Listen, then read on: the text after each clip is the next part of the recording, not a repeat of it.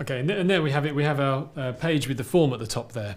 But what I said is that I would like to make that form look a bit nicer and to make it a bit more interactive, because you don't want that form just sitting there the whole time.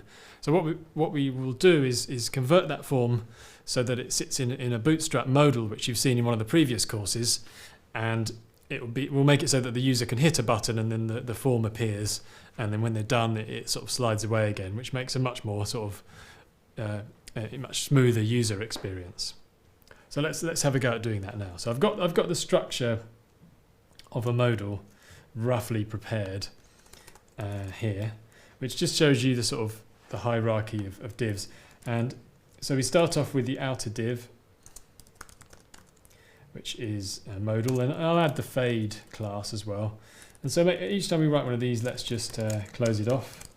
Okay, and then we do another one, and we'll close that one off.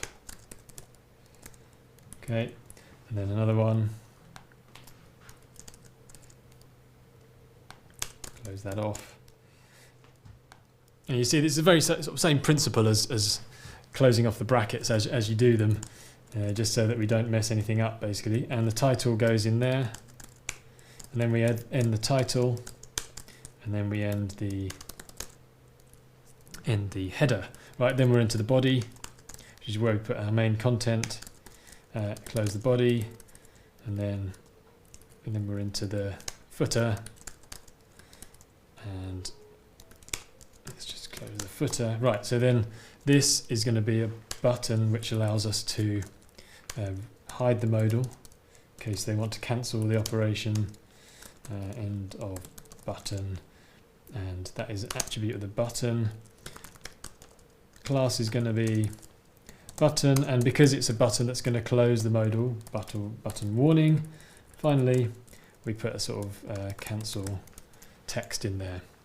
Okay, so let's just see what that does. We've still got the form there, so we can just put the form into the body of the modal there. Let's just clean that up a little bit, like that.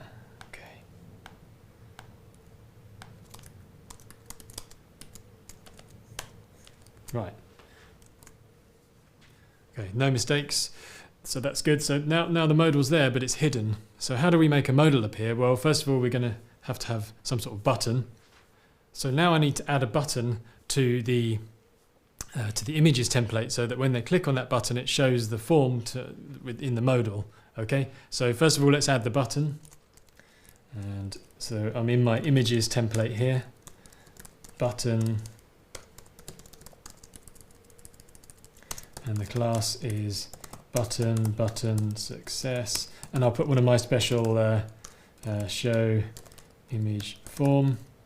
Put that special JS class on there to remind me that it's going to be an event, and add image is going to be the text. Save that. That should appear. Okay, then I need to add an event to the code so that when they click that button, it actually shows the modal. So before I do that, I just need to make sure I've got an ID on my modal. So ID equals image form modal, that's fine. Or we could just call it that. Call it the same as a template, it's easier. ID is image add form. And then I go into the events for my template.images, so which is the template with the button in for showing the modal. And I'm going to add a new event to this called click, and it's called JS show image form. So when they click on something with the class of JS show image form, trigger this event. Okay, and I want to essentially just show my modal, which I do by doing this. Modal show, like that. And the only thing I need to know is what is the ID of the modal. The ID of the modal is the one that I just set up there, like that. So in the template image add form, grab that, put it in there, save, back over here, wait for the reload, hit the button, and make sure everything's saved. And when you click the button, you can see the modal appears with the form in it. Again, it's not brilliantly formatted, and you can go onto the Bootstrap site to find out more about how to lay out these forms and stuff, but I didn't want to make the HTML hideously complicated just for a bit of layout. So this is okay for now. And so the close button's working great because I've got that data dismiss attribute. Final step is just see if it's so I'm going to copy the address of an image, copy the attribution of that image. Okay, save.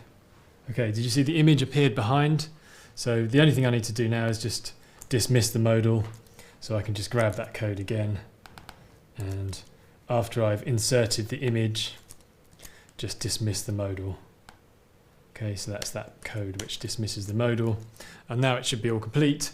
And you can add images, and it pops up a modal which the user can fill in, and then the image data is taken and inserted into the database. The database pulls out the new set of images and sorts them by newest first. So the new image they just added appears at the top of the list, and you can then rate them and treat them just like any other image. So just before I finish, because these images have to be attributed, I'm going to just edit my template so it shows the attributions for you. So I just go in here and I'm going to pop it into the image template. So instead of showing a description of the image, I'm going to pop in image out to there. Then we can see the attributions of these images. So you've got the vultures one there, and we've got the label Otero one. Okay, and that's the end of this lesson.